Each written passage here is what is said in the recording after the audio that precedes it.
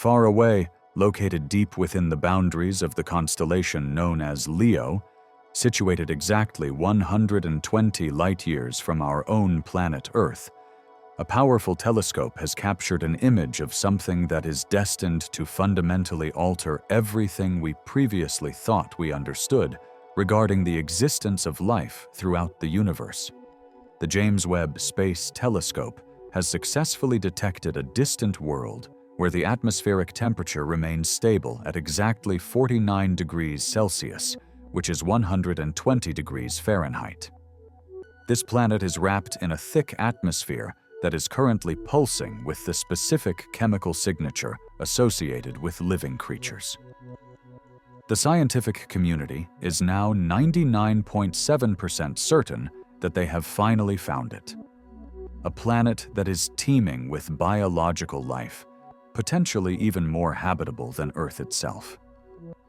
If this topic fascinates you, please subscribe and become a part of our search as we continue to uncover the mysterious signals and stories that are written across the stars. The critical numbers arrived on a quiet Tuesday morning in the month of December, hidden within complex streams of light data captured by the James Webb Telescope. At the University of Cambridge, the astrophysicist Niku Madhusudan sat staring intently at his computer screen, observing the faint dips and rises of light that had traveled for more than a century across the vastness of interstellar space. Every single curve on the graph was a clue, a secret story written in photons. Then, the anomaly appeared. A single molecule that simply should not have been there. It was dimethyl sulfide. On our planet Earth, this specific molecule is produced exclusively by life forms, by plankton drifting in the oceans, by bacteria living in the soil, and through the metabolic processes of countless unseen organisms. It is not formed by volcanic activity, lightning strikes, or mineral reactions. Only biology creates it. Furthermore, the signal was not faint. The statistical probability of this being an error was less than 3 in 1,000. Madhusudan's hands trembled with pure excitement. Somewhere, 120 light-years away, something alive was revealing its presence within the dark void of the cosmos. The world, named K218b, which produced this signal, orbits around a small red dwarf star in the constellation Leo. It possesses a mass about 8 times that of Earth, making it large enough to retain a deep atmosphere, yet small enough to avoid turning into a gas giant. For many years, astronomers had assumed that such worlds were far too hostile to support life, believing their thick hydrogen blankets and crushing gravity made them unwelcoming. However, the data from the Webb telescope told a completely different story. Beneath that dense atmospheric layer, the temperature holds steady at around 49 degrees Celsius, or 120 degrees Fahrenheit. It is warm, yet gentle enough to allow for liquid water. The hydrogen atmosphere acted as a flawless insulator, trapping heat and redistributing it evenly across the entire globe. Madhusudan and his team had been studying this planet for months, carefully capturing the faint starlight that filtered through its atmosphere every time the planet crossed in front of its star. Each transit revealed more information. First, they found water vapor, then methane, followed by carbon dioxide, a cocktail of gases that, together, painted a picture of atmospheric balance and stabilization. And finally, there came the detection of dimethyl sulfide, the unmistakable scent of living things. In the field of astronomy, absolute certainty is a rare commodity. Most discoveries are merely whispers of possibility, which are easily overturned by later data.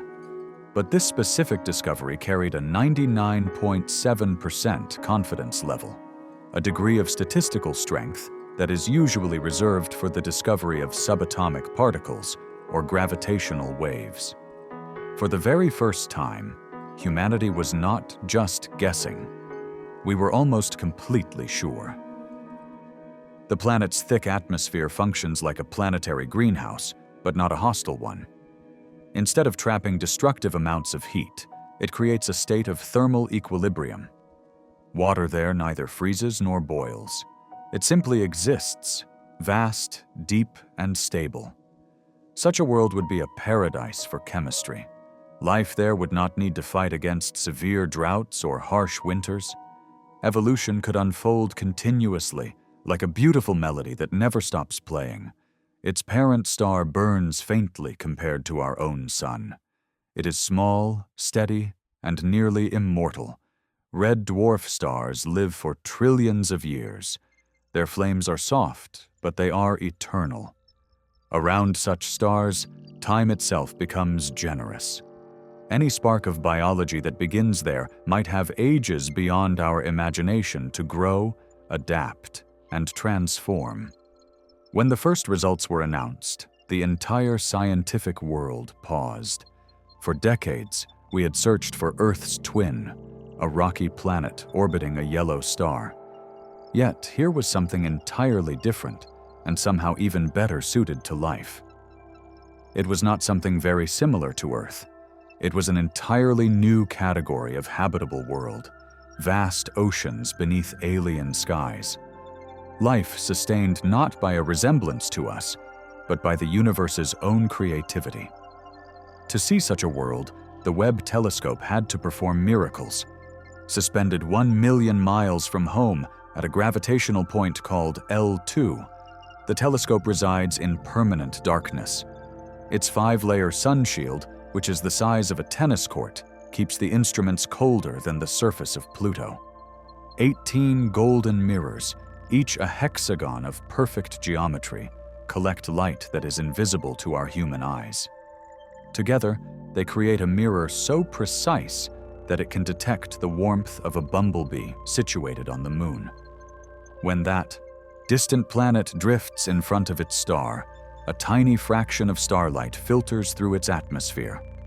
Molecules suspended in that air absorb specific wavelengths, leaving behind faint imprints known as a spectral fingerprint.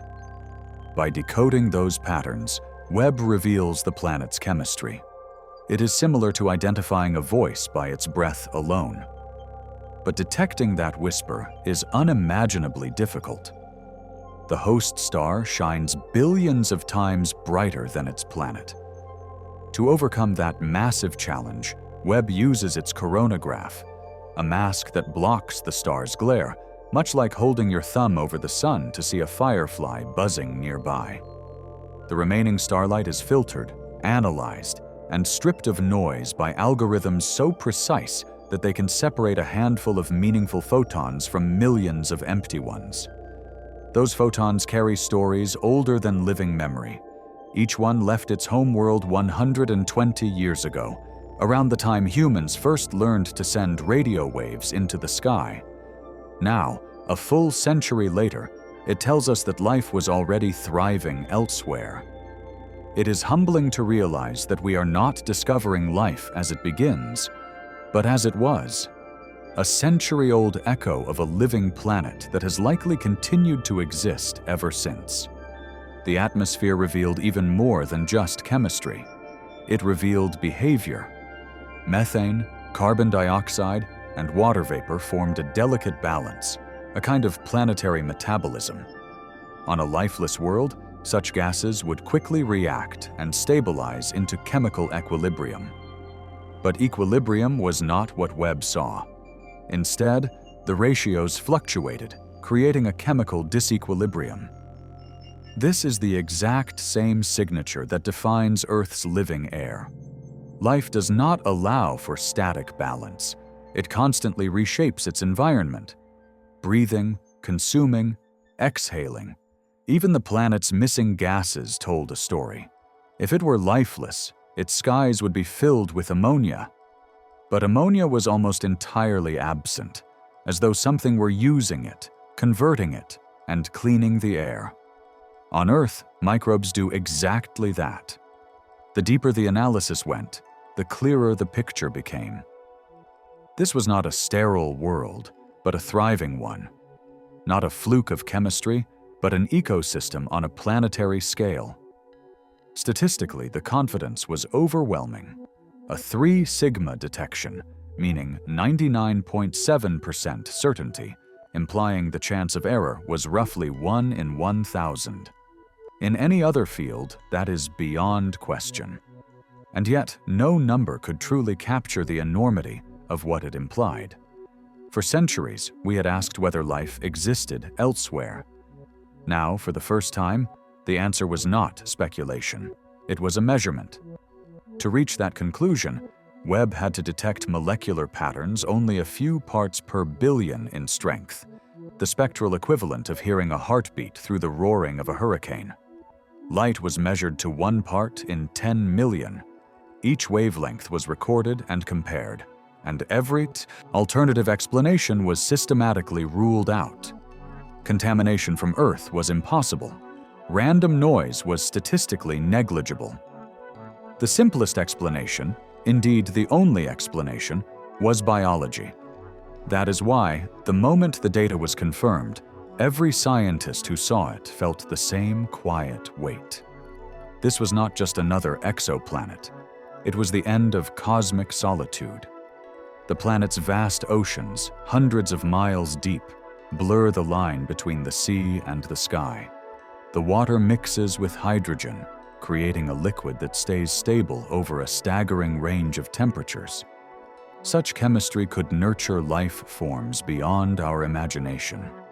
Creatures that breathe hydrogen instead of oxygen, feeding on methane instead of sunlight. Under its perpetual clouds, pressure builds into conditions we can barely simulate.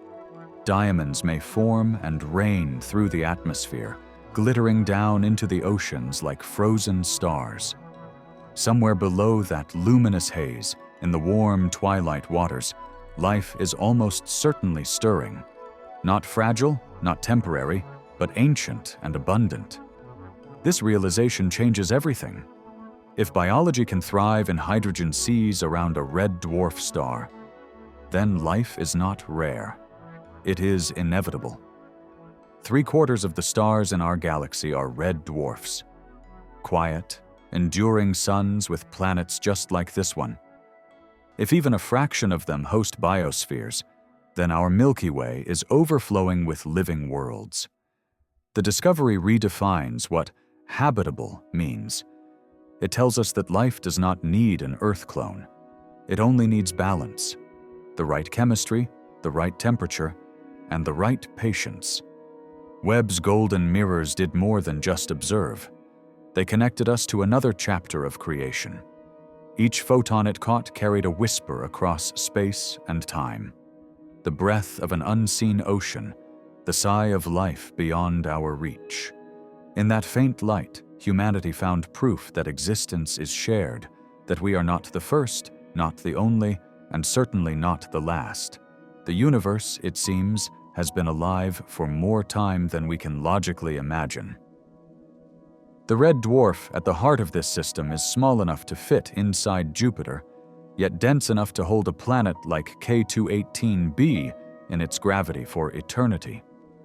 Its light is dim, a deep ember red rather than the fierce white of our sun. To human eyes, it would not blaze. It would glow, soft, constant, and patient. This is not a star that lives fast and dies young.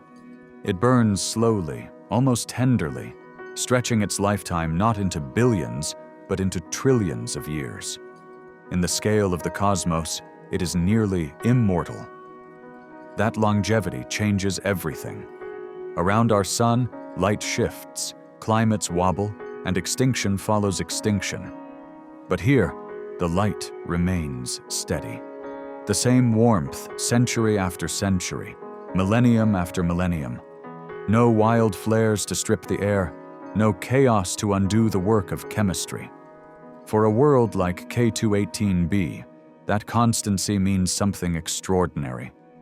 Oceans that never freeze, clouds that never vanish, and time, endless time, for life to rise, adapt, and endure. For decades, scientists dismissed red dwarfs as unfit for life.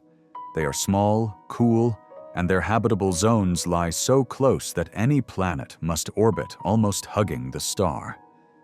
But what once looked dangerous turns out to be ideal.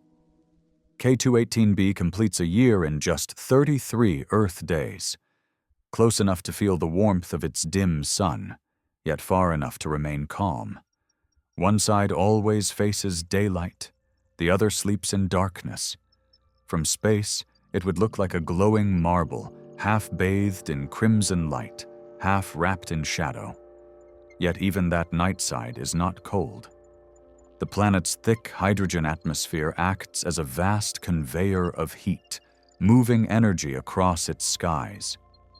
That stability is rare in the universe. It gives water permanence, allows weather to flow without violence, and provides chemistry with peace. If life exists there, it evolves beneath a sun that never rises and never sets. A world caught between dawn and dusk, where the line dividing day from night is not a frontier, but a habitat. Under that eternal twilight, the color of the sky would never be blue. It would burn in layers of crimson, violet, and copper, dim but endless. The star would hang motionless above the horizon, fixed in the same spot forever. The oceans below would reflect that red light, glowing faintly as waves move under a horizon blurred by haze. On the night side, darkness would not be absolute. The dense air would scatter the star's glow, painting the blackness in faint metallic hues. Even there, light would linger. The glow of auroras, the shimmer of lightning inside distant clouds. This is not a planet of contrast, but of gradients, one where everything shifts smoothly, never abruptly. If evolution began here, it did so with patience. On Earth, life was shaped by disaster, impacts, ice ages, and sudden bursts of fire. But around this quiet sun, there are no mass extinctions, no sudden ends.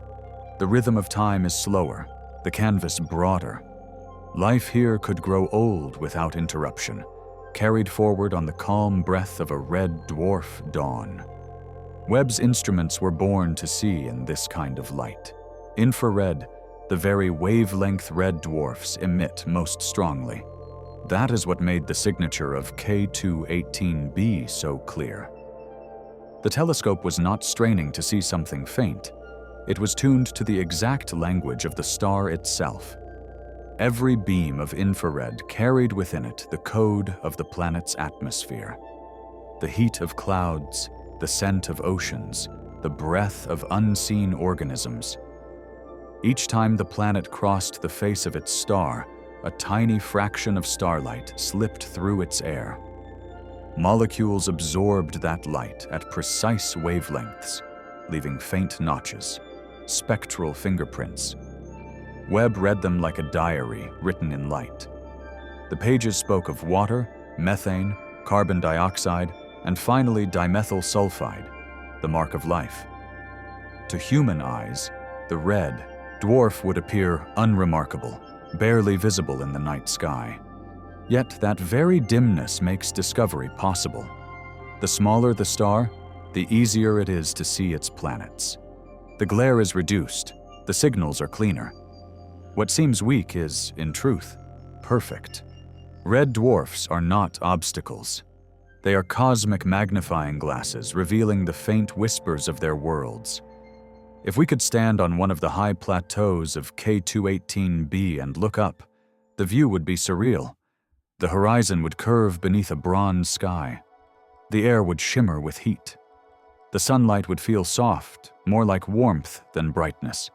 Shadows would be long and lazy, stretching forever. The concept of day and night would fade, replaced by slow shifts in tone, in temperature, in the heartbeat of the planet itself.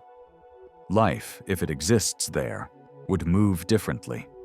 Plants might be dark, black, indigo, or deep violet, absorbing every stray photon of red light. Photosynthesis would be slow but steady. The creatures that graze on them might sense the world through vibration or pressure rather than sight. Nothing would hurry. Energy is scarce, but time is infinite. Evolution would reward patience over speed, endurance over aggression. The red dwarf's greatest gift is moderation. It burns with discipline, never wasting, never surging. While our sun will expand and die within 5 billion years, the parent star of K2-18b will still be glowing softly when the Milky Way has changed beyond recognition. For the life orbiting it, apocalypse is a word without meaning. When Webb's instruments detected light from K2-18b, that light had been traveling for 120 years. When it began its journey, the year on Earth was 1905. Einstein was writing about relativity. The Wright brothers were testing flight. Our species had barely learned to reach the sky, while that planet had already been breathing beneath one for eons. It means that what we see is not the present, but the past. A memory of a living world as it was a century ago. And when we look again, decades from now, we will still be catching up to that moment. Astronomy is always a conversation across time, and the universe speaks slowly. Yet even a whisper from 120 light-years away can rewrite everything we believe. The chemistry in that air, the mixture of gases, the imbalance that only life can maintain, dances to the steady beat of its star. The red dwarf provides a constant rhythm. The planet answers with metabolism. Together they form a perfect loop, one stable, one alive. It is a relationship of opposites, a duet between fire and breath. The star gives constancy. The planet gives change. One burns, the other renews. Our own world began in chaos, fire, and impact, the violence of a young system. But around a quiet red dwarf, life could begin in peace. The glow is faint, but for a planet like K2-18b, it is enough. Enough warmth for oceans, enough light for chemistry, enough time for everything. Perhaps that is the universe's quiet truth, that life does not crave brilliance, only balance, that it can bloom under crimson skies as easily as under blue, that existence itself is adaptable, universal, and patient. So when we look toward Leo and see that faint red spark, we are not seeing emptiness. We are seeing endurance, a sun that has been burning softly for billions of years and will burn for trillions more. And beneath its calm glow, behind curtains of hydrogen and mist, a living world may still be turning slowly, silently in the light of an immortal star. The light from the red sun of K2-18b filters through layers of hydrogen and vapor before it reaches the oceans below. To the human eye, those skies would not be blue, but pale amber, shading to deep rose near the horizon. Clouds drift slowly, broad and dense, tinted by the faint copper glow of the star. The air itself would shimmer, heavy, rich, almost luminous, a living lens of gas that both shields and sustains what lies beneath. This atmosphere is the planet's great architect. It is not thin and fragile like Earth's, but vast and thick, hundreds of kilometers deep. Hydrogen dominates, laced with carbon dioxide, methane, and water vapor. Together they create a powerful greenhouse, yet not a destructive one. Instead of scorching the surface, the heat spreads evenly, keeping the world in thermal equilibrium. Water neither freezes nor boils. It simply endures, flowing through endless cycles of vapor and rain. From orbit, the upper layers appear calm, but deeper down, the air grows dense enough to blur the line between sky and sea. The clouds merge with mist. Mist dissolves into ocean. The boundary of air and water is not a surface, but a gradient, a slow fading of one into the other. Beneath that soft veil, sunlight weakens, replaced by a crimson glow that seeps through like light through stained glass. The ocean itself may be hundreds of kilometers deep, far beyond any pressure our submersibles could survive. Hydrogen mixes freely with water, creating a liquid unlike any on Earth. Lighter, more compressible, able to remain fluid across an enormous range of temperatures. It is a sea where chemistry reigns supreme. A cradle of molecules that might assemble, divide, and breathe. If life exists there, it likely began in those depths, far from the reach of light. On Earth, we once thought sunlight was essential to creation. But at the bottom of our own oceans, near volcanic vents, we found entire ecosystems that thrive in darkness, powered not by light, but by chemistry. They live on heat and minerals, on gradients of energy rather than rays from the sun. The same could be true on K2-18b. Its oceans may harbor hydrothermal fields where hydrogen and carbon mingle, giving rise to the first spark of biology. The pressures down there would crush steel. Yet for living cells, pressure can be protection. A tortum stabilizes fragile molecules, drives reactions, and keeps water liquid even when the temperature soars. If microbes ever took hold in those depths, evolution would have had billions of calm, stable years to perfect them. Webb's instruments cannot see that far below the clouds, but the atmosphere above betrays what happens beneath. The gases we detect, methane, carbon dioxide, and traces of dimethyl sulfide, suggest an active cycle connecting sea and sky. On Earth, that balance is maintained by life: algae producing methane, microbes consuming it, plants exhaling oxygen. On K2-18b, something similar could be at work, though shaped by very different rules. The absence of ammonia is another clue. On dead planets, ammonia tends to build up over time, a leftover of chemical decay.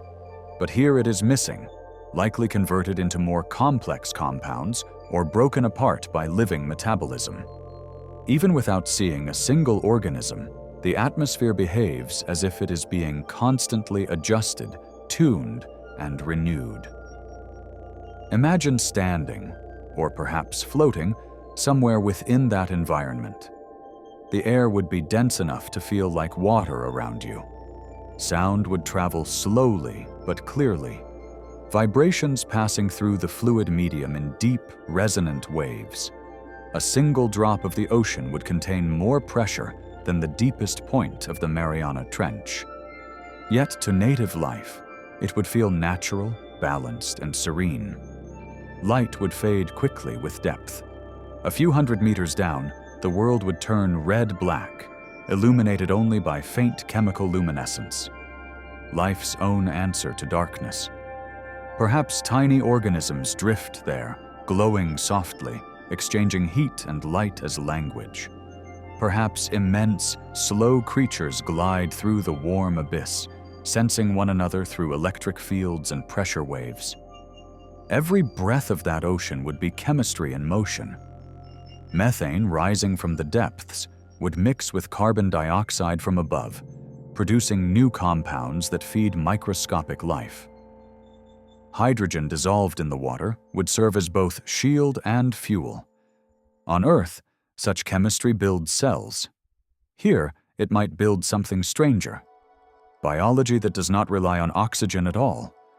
And yet, in many ways, it would still feel familiar. Wherever we find life, we find balance. Energy flowing in cycles, waste becoming food, stability maintained through constant change.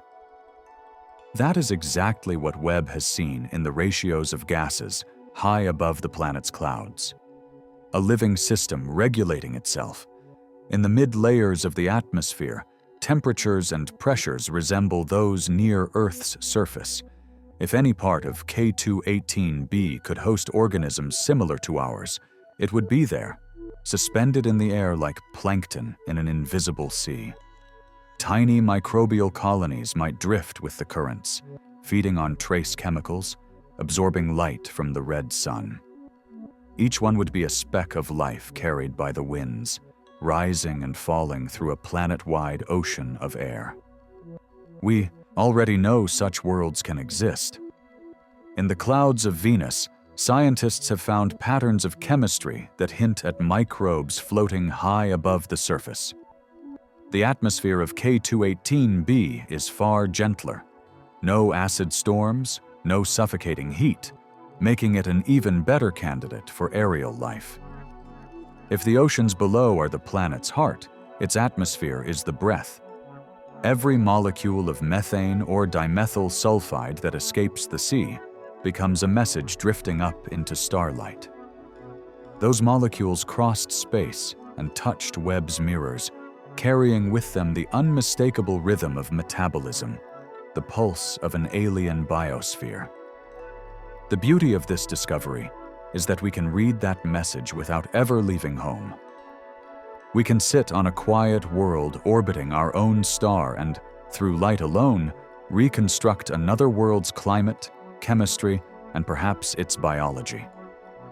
From the tiniest distortions in a beam of infrared, we can tell whether another ocean ripples, whether another sky holds rain. And rain it surely does. Water vapor in the atmosphere of K218b forms massive clouds that rise and fall in slow convection. As they cool, they release showers that fall not as drops, but as sheets thick as mist, gliding through the air until they vanish into deeper layers. There, the pressure is so high that the rain may turn to liquid metal or crystalline ice before sinking into the ocean below. Every stage of water, vapor, liquid, and solid, could exist simultaneously, stacked in layers like pages of a cosmic story. That cycle, evaporation, condensation, rainfall, is the same one that shaped Earth's weather and nourished its life. It is a reminder that even across light years, the language of nature is universal. Chemistry follows the same grammar everywhere. The deeper scientists look, the clearer it becomes that K218b is not just habitable in theory, but dynamic in practice. The planet breathes, it recycles, it changes. Each new observation reveals motion, feedback, adaptation, the hallmarks of a living system. Somewhere below the clouds, in the pressurized warmth of those alien seas, evolution may have already taken remarkable forms. Simple cells could have merged into colonies. Colonies could have learned to sense, to move, to think. All at a pace measured not in millions of years, but in billions. The Red Dwarf's slow heartbeat allows evolution to unfold without interruption.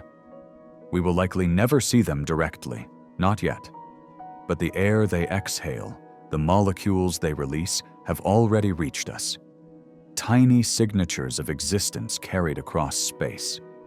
They are proof that we are no longer just observers of the cosmos, but participants in its oldest conversation, the exchange between light and life. As the James Webb Telescope continues to gaze at this world, every photon it captures brings us closer to understanding the unseen. The next step will be to map the layers of that atmosphere in even finer detail, to measure how the light shifts, how the winds move, how the chemistry evolves from year to year. For now, though, it is enough to know this. Somewhere beneath a crimson sun, beneath clouds that shimmer like silk and oceans that never end, there is balance. A living equilibrium between heat and cold, air and sea, star and planet. It is a balance so perfect it almost feels intentional, not designed, but inevitable, as though the universe itself seeks life wherever it can. And on K218b, it may have found one of its most enduring homes. A world breathing softly in the light of a red star. A world whose oceans remember the first warmth of creation, and whose sky carries the quiet, steady pulse of life.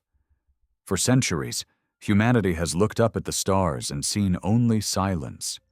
And then came K218b, Not the twin of Earth we expected, but something more mysterious. An ocean world shrouded in hydrogen, orbiting a red sun far from anything we have ever called home. Its discovery did not just expand astronomy, it expanded imagination itself. Because for the first time in history, we are not just wondering if life exists elsewhere. We are seeing the signs that it does. When Webb's golden mirrors revealed the faint traces of dimethyl sulfide, it was more than just data. It was a tremor in the human story. In a few lines of spectrum, the silence of the universe cracked open. Not with sound, but with evidence.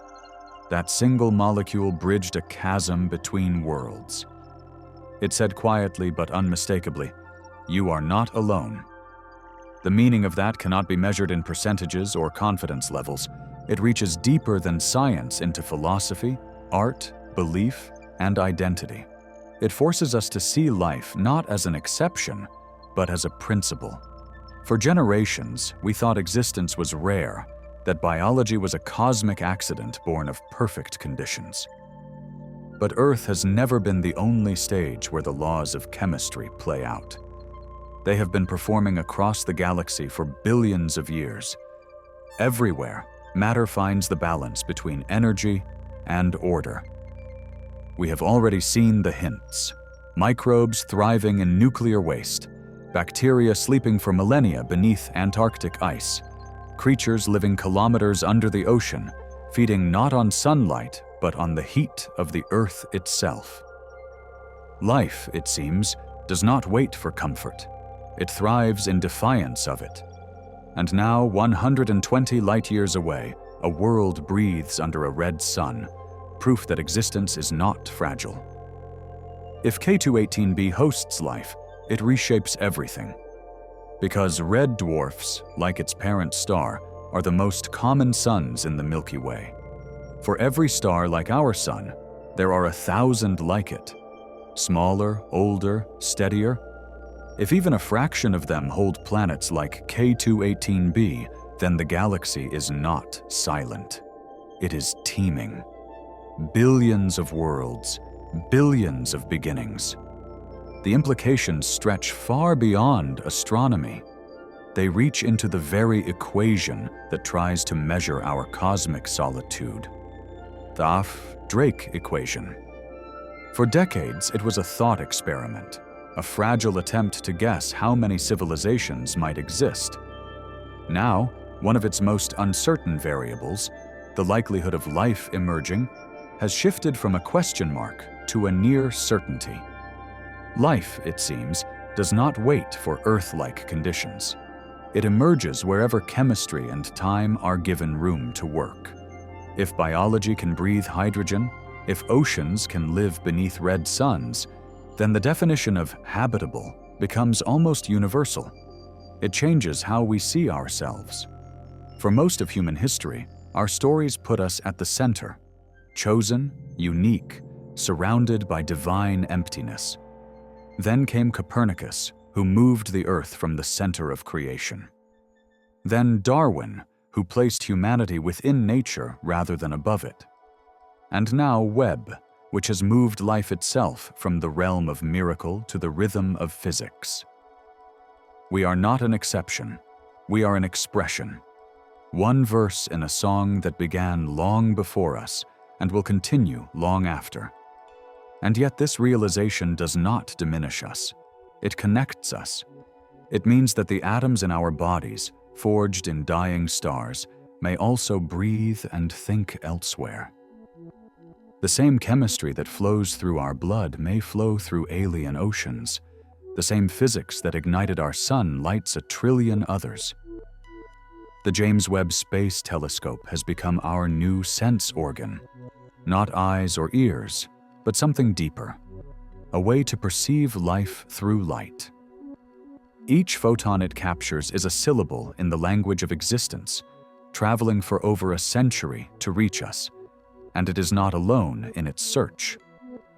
Other observatories, the Nancy Grace Roman Telescope, the mission known as Ariel, the Louvre concept, and future ground-based giants are already being built to continue the hunt. Soon, we will be able to analyze not just one world, but hundreds. If even a handful show the same chemical imbalance, the same whispers of metabolism, then life is not a miracle.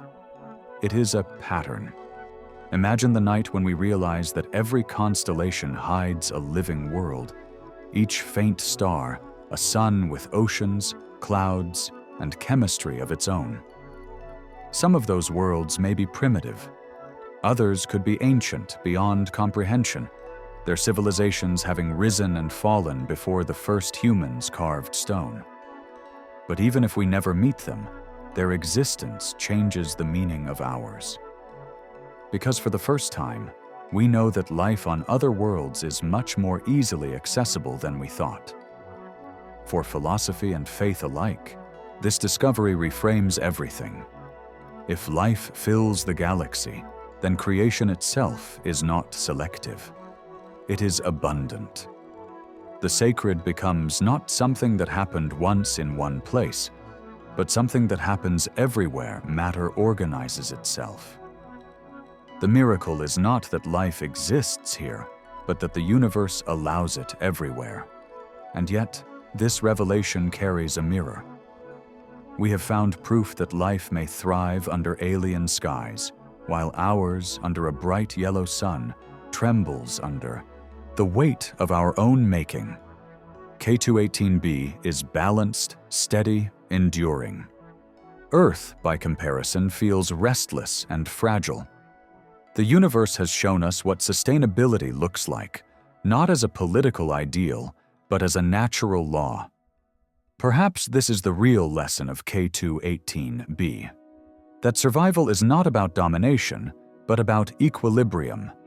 Life lasts longest, not when it conquers, but when it cooperates.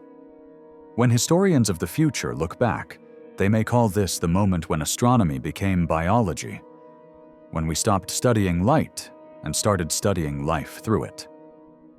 Webb's golden mirrors, hanging in the void a million miles away, have become bridges linking our small blue world to something vast and enduring. Because even now, as Webb listens, our own signals are moving outward. Radio waves, television broadcasts, the digital heartbeat of our civilization. They are expanding through space at the speed of light, crossing the distance to K218b and beyond. Somewhere, if that world truly breathes, our signals may already have arrived.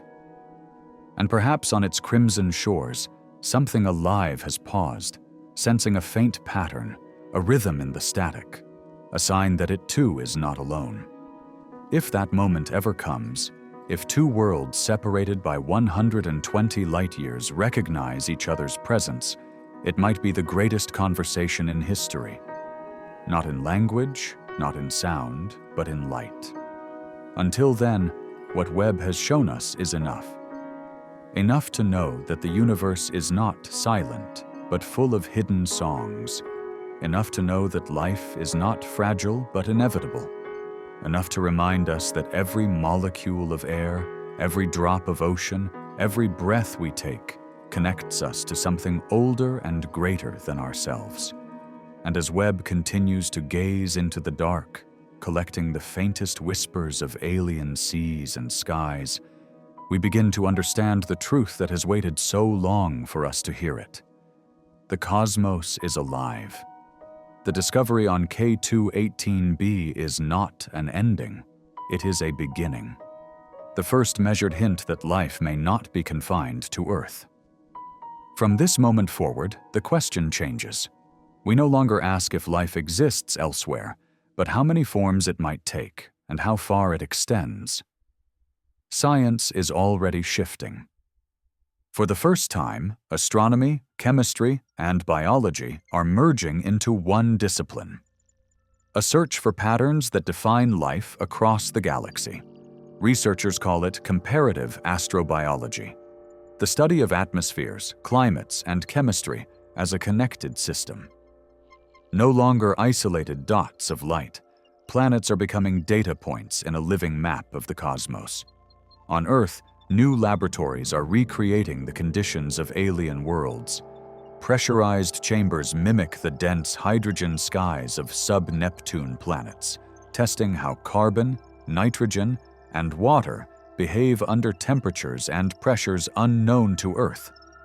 Some experiments run for months, watching molecules evolve into complex organics that may one day help explain how biology begins anywhere. Others focus on the chemistry of equilibrium, searching for the point where pure physics gives way to metabolism. The goal is to build a library of biosignatures, a catalog of what living atmospheres truly look like, no matter their composition. Artificial intelligence is quietly becoming the interpreter of this new astronomy. Machine learning systems trained on Webb's data can recognize molecular patterns invisible to the human eye. Faint combinations of gases, seasonal fluctuations, tiny variations in brightness that might indicate weather or growth. What once took months of manual analysis now happens in minutes. Each new data set refines the algorithms further, teaching machines to detect the smallest chemical heartbeat in the vast noise of space. Around Earth, a new generation of telescopes is preparing to take the next steps. The Nancy Grace Roman Space Telescope, launching later this decade, will identify thousands of exoplanets and provide the first large-scale census of their types and orbits. Europe's Ariel mission will follow, studying the atmospheres of 1,000 of them in detail. On the ground, the extremely large telescope in Chile will combine adaptive optics and massive mirrors to measure the isotopic makeup of distant skies, subtle ratios that can reveal whether a planet's gases come from geology or biology. Together, these observatories will form an interlinked network, a planetary survey system, turning distant points of light into measurable, comparable worlds. The next leap will not be in data, but in vision. Engineers are developing new optical technologies, coronagraphs, and deployable star shades capable of blocking a star's light so completely that the dim reflection of its planet becomes visible. A single pixel of that light can reveal color, cloud cover, and rotation. With enough pixels, we might one day see continents or oceans glinting under an alien sun. Concepts like NASA's Habitable Worlds Observatory and LUVOIR missions could make that possible within decades. These telescopes would not only detect life's chemistry, but observe its climate in motion, seeing seasons, storms, and the slow rhythm of alien weather. Farther into the future, another vision takes shape.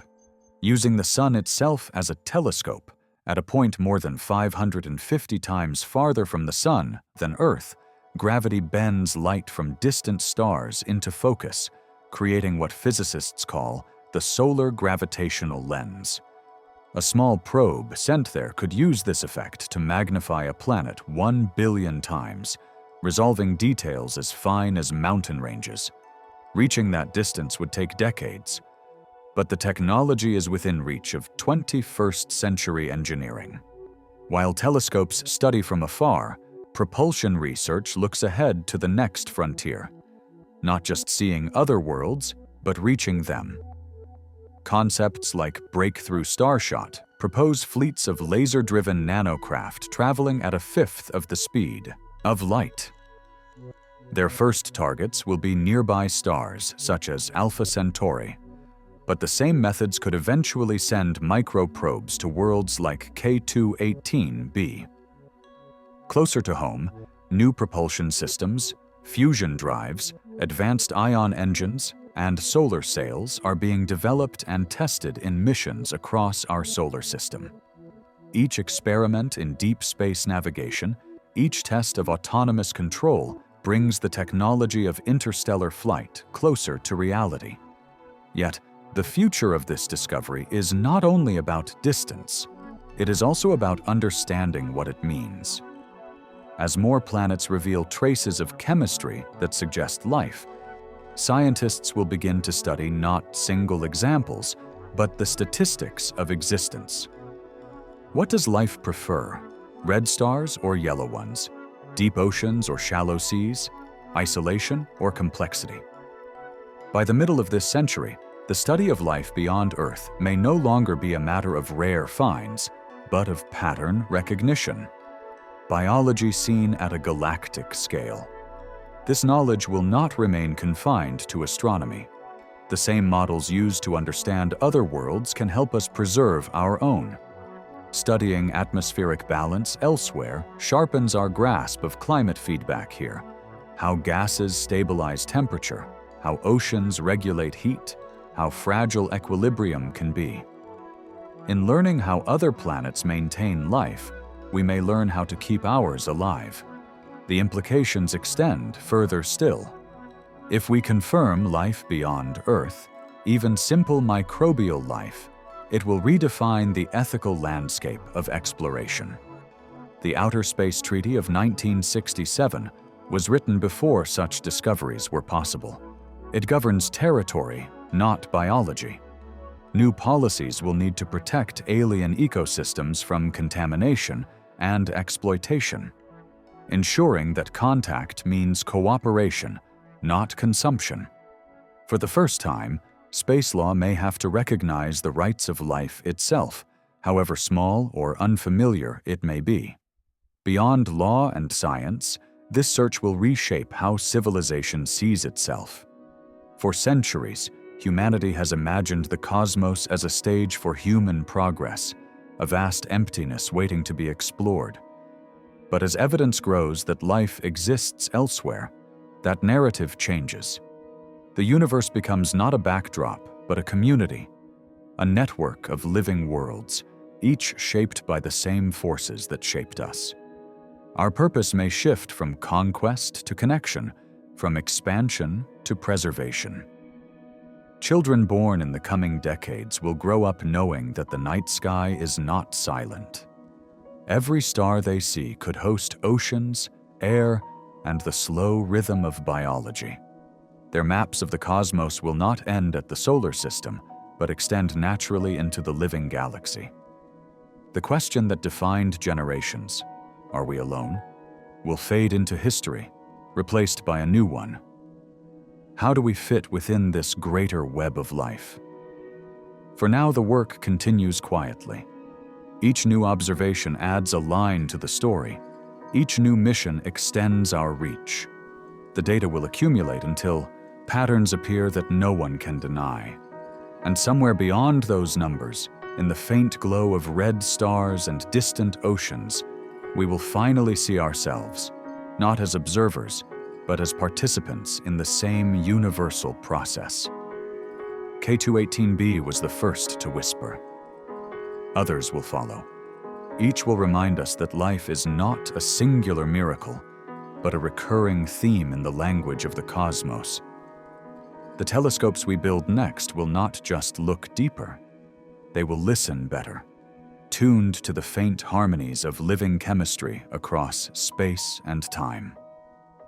The future of discovery will not be measured in miles or even in light years, but in understanding, in how deeply we grasp the continuity between Earth and everything beyond it.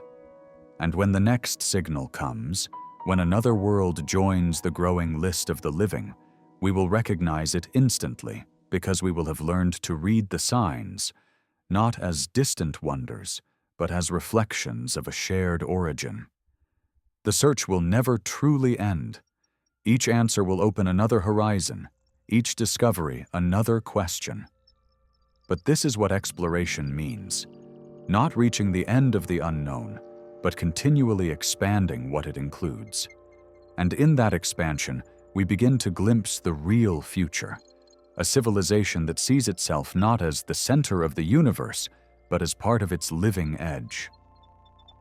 In the end, discovery often feels less like revelation and more like recognition, a distant echo of something we already knew. For centuries, we looked into the night sky and wondered who might be out there. Now we look and realize they were always there. We just had not learned how to listen. The light from K2-18b began its journey before any of us were born. It crossed the gulf of interstellar space while humanity was still learning to leave the ground, carrying within it the faint trace of air, water, and breath. When it finally reached us, it changed what it means to be human. We once believed the universe was silent and empty, an expanse to be conquered or explained.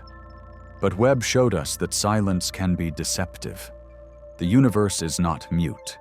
It speaks in chemistry, in the shifting ratios of gas and light, in patterns that whisper of balance and renewal. Life, it turns out, is not an anomaly. It is a natural way for the cosmos to know itself.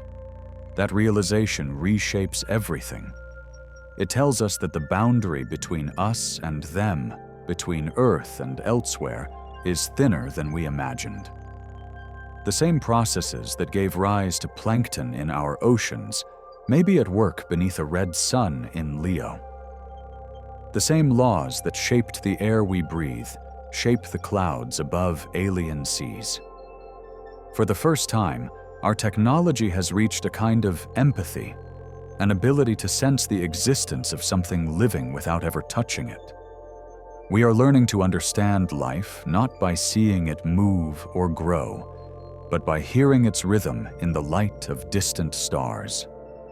There will be more discoveries, more signals, some clear, some uncertain. Each will remind us that we are part of a much wider story. A story not of isolation, but of connection. And each time a new world reveals its chemistry, it will feel a little less foreign and a little more like home. One day, centuries from now, explorers will stand on the shores of other worlds. They will see skies colored by unfamiliar suns, oceans that never knew our moon, mountains that rose without our gravity. But in those landscapes, they will find something familiar, the unmistakable logic of life adapting to survive. And when they look back toward the faint blue point of Earth, they will understand what Webb began. That the search for life was never about finding others. It was about understanding ourselves, because in every spectrum, every equation, every photon that crosses the void, there is a shared truth. Life is not fragile. It is persistent. It is creative. It is the universe's most eloquent form of continuity. The first breath on K2-18b, the first molecule that learned to replicate under a red sun, may have been the echo of the same principle that shaped us. Different chemistry, same idea. Survival, adaptation, awareness. When that light reached Webb's golden mirrors, it completed a circle billions of years in the making. The cosmos observing itself through the eyes of one of its creations. That is what makes this moment more than just a discovery. It is a reunion. The stars are no longer distant. They are familiar. Not because we have gone to them, but because we now know they live. And so the search will continue. Not driven by loneliness, but by kinship. Every telescope, every mission, every experiment will add another note to the same quiet melody that connects all living things. The universe was never empty. It was waiting. Waiting for something that could see and wonder and finally understand. If you enjoyed this video, please do not forget to click the like button and subscribe. It makes a huge difference and truly helps the channel to grow.